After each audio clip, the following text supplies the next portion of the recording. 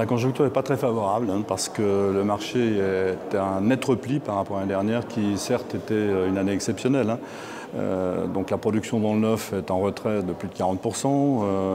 Les ventes se sont tassées et sont en retrait de 15%. Tout ça a une conséquence évidente sur les prix qui continuent malheureusement à évoluer. Et on est maintenant à 5 600 € le mètre carré moyen dans le département.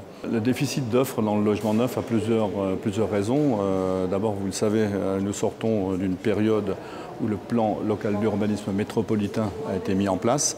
Donc c'est un très gros travail qui est enfin terminé. Il va être opposable à la fin de l'année. Donc effectivement, on aura toutes les conditions réglementaires. Aujourd'hui, on a également face à des délais administratifs et notamment à des recours contre les permis de construire qui sont en pleine recrudescence, donc qui limitent effectivement la production d'offres neuves. Et enfin, on va rentrer dans une période toujours un peu compliquée pour les opérateurs dans l'immobilier. Ce sont les municipales qui ne sont pas nécessairement la période la plus favorable pour produire des permis de construire et donc développer l'offre nouvelle. L'ancien, c'est quand même le rayon de soleil, parce que, effectivement, vous avez raison de souligner, les transactions ont augmenté de 11%, avec un prix qui est relativement stable à 4 000 €.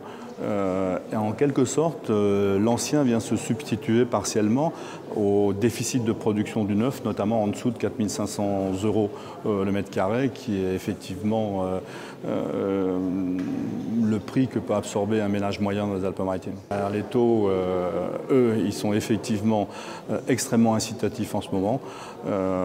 Et conjoncturellement, je pense qu'ils vont le rester au moins 18 mois. Donc c'est effectivement un élément de soutien par rapport à une demande qui reste extrêmement forte vers le logement.